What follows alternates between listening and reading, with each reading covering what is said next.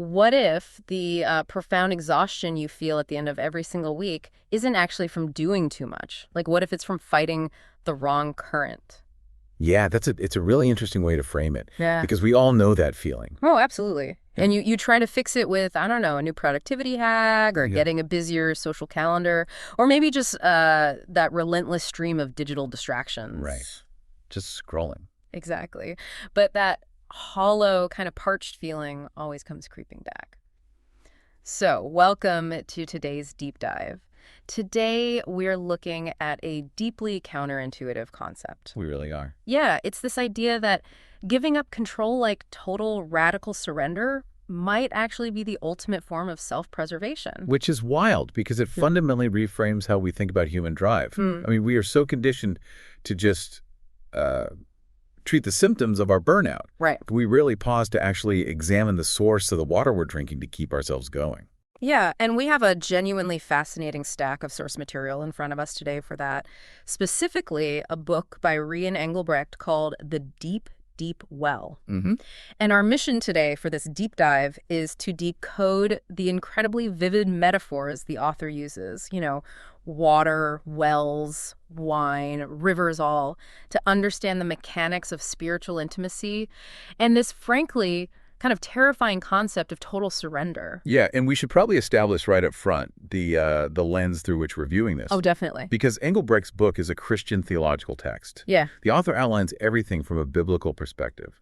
But the underlying mechanics he's mapping out, they really address a universal human condition. Right. Yeah. He's exploring that innate structural human thirst for meaning and the very real psychological danger of, settling for superficial, temporary fulfillment when a massive, limitless ocean of purpose is supposedly right there available to you. Yeah, so we're going to be unpacking how the author constructs this framework, really regardless of where the listener, might be coming from personally or spiritually.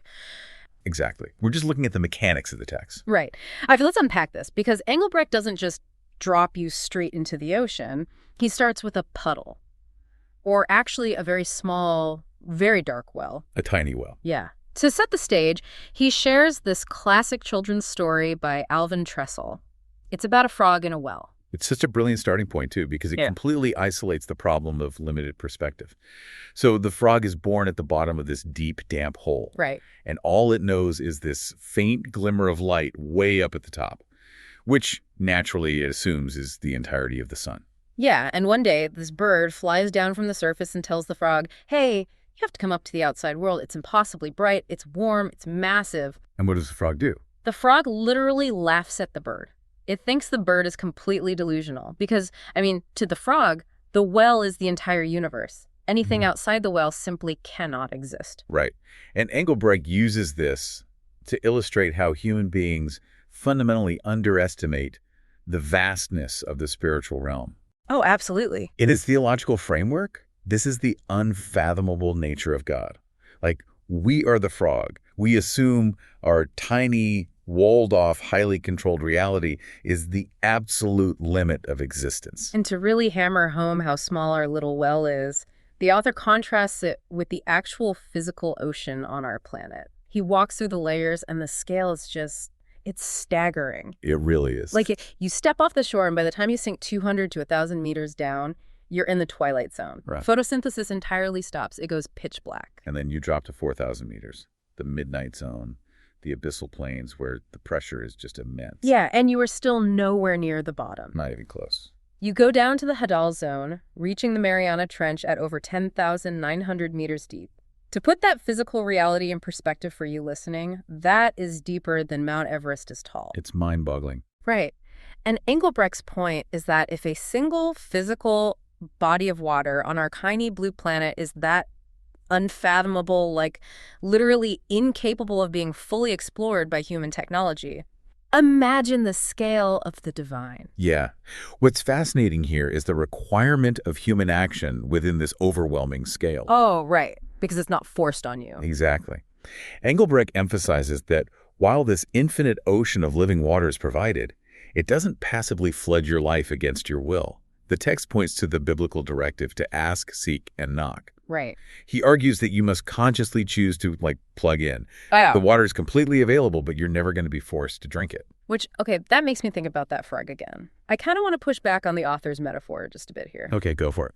Is the frog laughing at the bird purely out of ignorance? Or is that frog actually a perfect representation of the human ego? Oh, that's interesting. Right. Like maybe our refusal to leave the shallow end of the well isn't just because we don't know any better. Maybe it's an active, aggressive defense mechanism. A defense against the vastness. Exactly. Facing the Mariana Trench of spirituality, that level of vastness where you have literally zero control, that's utterly terrifying. Yeah, and the author's framework actually takes that exact fear incredibly seriously. Does it? It does.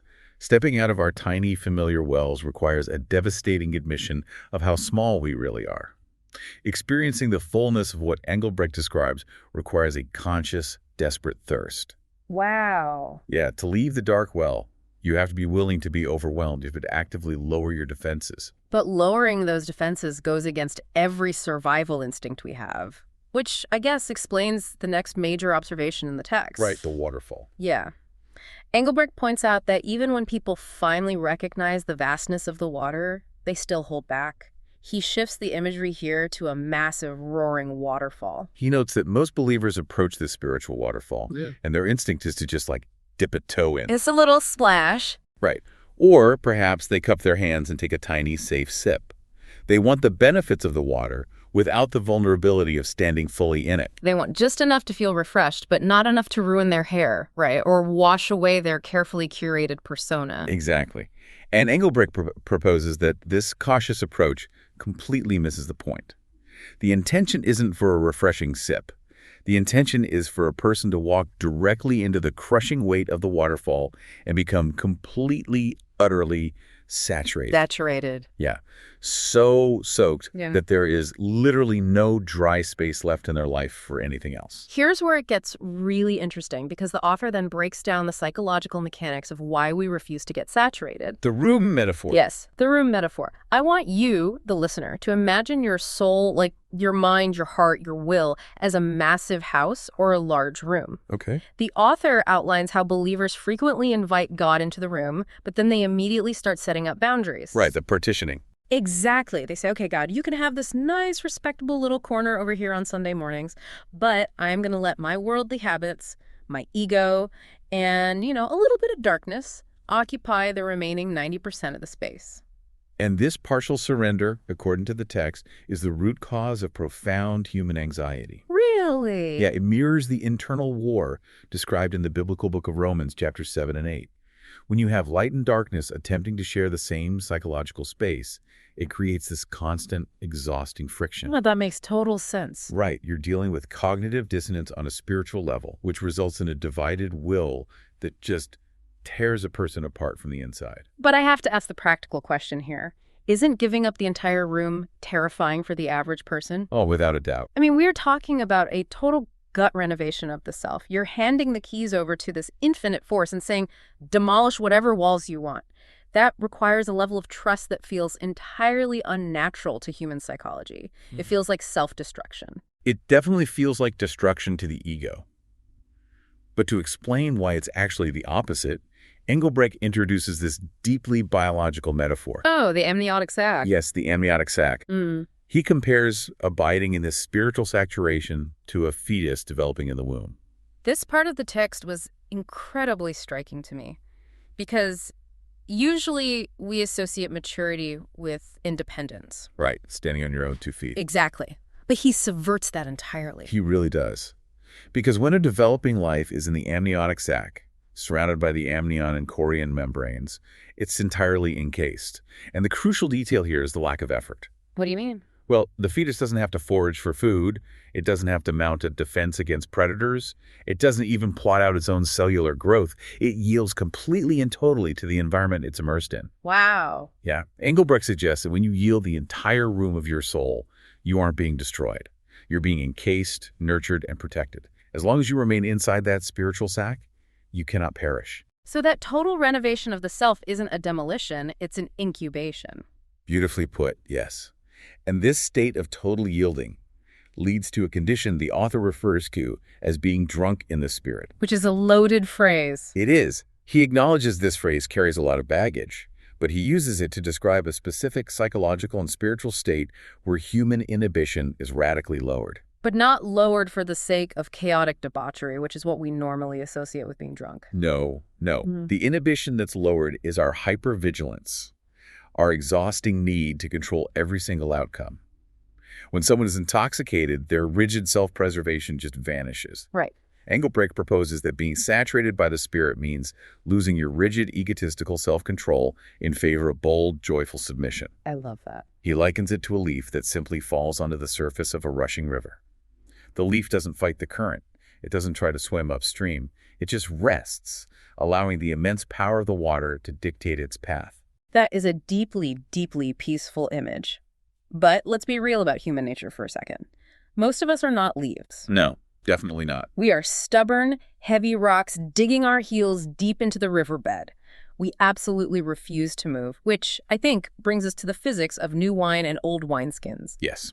This is a metaphor drawn directly from the Synoptic Gospels, specifically Luke chapter 5, and it's a concept that a first-century audience would have understood instantly. But modern readers completely gloss over it. Exactly, because we lack the context. Right, because we buy our wine safely sealed in glass bottles from a grocery store. We don't understand the literal, violent, historical mechanics of what is actually being described here. So let's break down the physics based on the source text. Let's do it. In the ancient world, new wine is wine that has just been crushed. It's undergoing a vigorous, highly active fermentation process. And fermentation is not a gentle, quiet process. Not at all. It's extremely volatile. The chemical reaction releases a massive amount of gas pressure. The wine is literally expanding, bubbling, releasing all this kinetic energy. So if you take that highly active, volatile new wine and you pour it into an old wineskin, which was a container made of animal leather that had already aged, stretched out to its absolute maximum limit and become brittle and inflexible, what physically happens? Well, the physics are unforgiving. The gas expands, the rigid old leather refuses to stretch, and the pressure literally bursts the skin. Yeah. The container is violently destroyed, and the new wine spills into the dirt and is completely ruined. You lose everything. Yeah, you lose both the vessel and the contents. I just love how Engelbrecht translates this mechanically into the spiritual realm. The new wine represents the Holy Spirit, right? The overwhelming, expanding presence of this new covenant. Right. And the old wineskin is us. It's our unyielded flesh, our old coping mechanisms, our rigid traditions, and our stubborn egos. If we connect this to the bigger picture, Engelbrecht is issuing a profound warning here about spiritual mechanics. You cannot take the overwhelming, saturating presence of that waterfall and try to force it into the tiny corner of your old, unchanged life. It just won't work. No, it simply won't fit. The old structure cannot handle the new pressure. This is exactly what struck me so hard. The violent reality of this metaphor. Spiritual growth in this framework isn't just a peaceful little addition to your weekend routine. Definitely not. It's a volatile, expanding, disruptive force. If you try to hold on to your brittle, inflexible mindset while simultaneously asking for this infinite divine power, the resulting pressure will literally tear your life apart. Yeah. You have to become a new creation, like a fresh, flexible, stretchy wineskin to actually carry it. And the author notes that people try to fake this structural flexibility all the time. Oh, interesting. How so? Well, they want the outward appearance of carrying the new wine without undergoing the painful internal stretching. But Engelbrecht warns that faking the experience or mocking it, like the crowds did in the book of Acts when they accused the disciples of just being drunk on regular alcohol, that grieves the spirit. Wow. True spiritual maturity in this text isn't about memorizing scripture or appearing highly religious. That's about elasticity. Precisely. Maturity is having the structural flexibility to be led. It's the elasticity of your soul to expand wherever the Spirit pushes it, bringing a deep divine order rather than just chaotic shame. Okay, so if this new wine, this living water, is so transformative and so deeply protective once we finally yield to it, like that amniotic sac, why on earth do we fight it so hard? That's the million-dollar question. Right. Why do humans continuously resist, patch up our old brittle wineskins, and go back to our dry habits? It really is the core dilemma of human behavior, and Engelbrecht addresses it using a really powerful, labor-intensive image from the book of Jeremiah, chapter 2, verse 13. The broken cisterns. The broken cisterns. The prophet Jeremiah describes this tragic scenario where people willfully walk away from a pure, free, roaring mountain spring of living water. Just abandon it. Right. And instead of simply cupping their hands and drinking from what is freely provided, they grab shovels and spend exhausting amounts of physical labor digging their own cisterns in the hard dirt. And a cistern, for those who might not know, is basically an artificial underground reservoir meant to catch rainwater. Right. The text emphasizes that the people aren't even building good cisterns. They are broken cisterns. They're made of cracked, crumbling masonry. It's futile labor. Exactly. So you do all this back-breaking, blistering work to dig a hole, you wait desperately for the rain, and the water just leaks right out through the cracks into the dirt. What little water remains at the bottom is muddy, stagnant, and completely unsatisfying. So what does this all mean? Why would anyone choose to break their back digging a leaky hole in the dirt when a pure, roaring waterfall is right next to them? Is it simply because we built the cistern ourselves? Like, are we just that obsessed with our own autonomy? This raises an essential question about human pride. And Engelbrecht's text absolutely points to the self as the single biggest obstacle. The ego. Yes. It is entirely an obsession with control. The human ego would rather have a tiny puddle of muddy, stagnant water that belongs strictly to us, that we excavated with our own two hands, than step into a roaring, pure waterfall that demands we surrender our autonomy. We would literally rather be the undisputed CEO of a mud puddle than be a yielding leaf on a majestic river. The illusion of ownership is just that strong. It is blinding, and overcoming this illusion requires what Engelbrecht defines as abandonment. Abandonment. Yeah, and he's very careful to define this term because it sounds negative to modern ears. Like, abandonment in this spiritual context does not mean loneliness. It doesn't mean giving up on life, failing, or falling into despair. He describes it as raising a white flag of surrender to the divine, right? Exactly. It's the conscious decision to take off the heavy, exhausting crown of self-glory and just set it down. It's the profound realization that your own architectural skills are flawed. Yeah. Your cisterns will always leak, no matter how hard you work on them. Abandonment is simply the act of dropping the shovel. Wow. Dropping the shovel. Yeah. And to highlight the absolute danger of refusing to abandon the ego, the author introduces this stunning, deeply modern metaphor, the artificial heart. Oh, man. This was the concept that really gave me pause. It takes everything we just discussed and applies it directly to the modern grind. It does. The author compares living for the world, living strictly in the flesh, relying on the ego, drinking from those broken cisterns, to a patient undergoing open heart surgery. Okay. During that surgery, the patient's actual biological heart is stopped. A massive machine steps in to pump the blood, artificially keeping the body alive on the operating table. Right. Engelbrecht suggests that when we avoid the living water, we are essentially keeping ourselves artificially alive with worldly illusions. We think we're thriving, but we are really just hooked up to the machines of our own ego. Our job titles, our bank accounts, our social status. Exactly. We are biologically functioning, sure, but spiritually, the monitor is completely flatlining. We're substituting true, vibrant vitality, what the text refers to as Zoe life, which is this active, vigorous, deeply interconnected life devoted to the spirit. We're trading that for the mechanical, artificial pumping of mere survival. We confuse the noise of the machines for the actual rhythm of living. That is a really heavy realization. It just strips away all the padding and the rationalizations we put around our daily routines. It forces a person to look critically at the water they are drinking every single day and ask a very, very uncomfortable question. Which is? Did this fulfillment come from the mountain spring, or did I scrape this muddy water out of a cracked hole I dug in the ground? Yeah.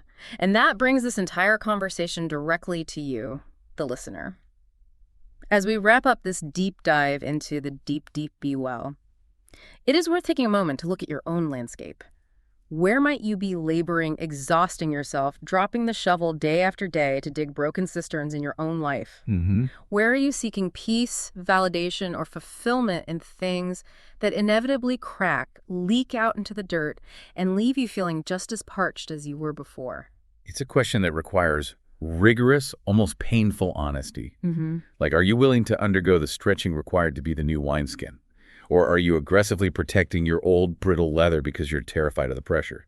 I want to leave you with one final thought to mull over today, building on that terrifying idea of the artificial heart. Okay. Engelbrecht warns against keeping ourselves artificially alive with the illusions of the world.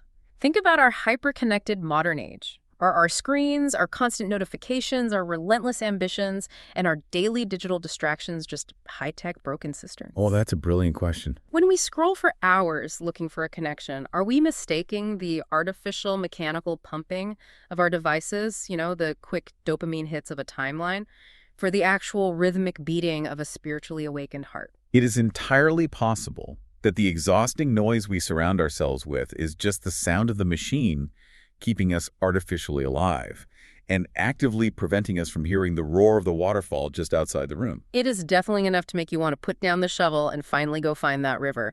Thank you so much for joining us on this deep dive. Stay curious, keep questioning the water you're drinking, and keep seeking the depths.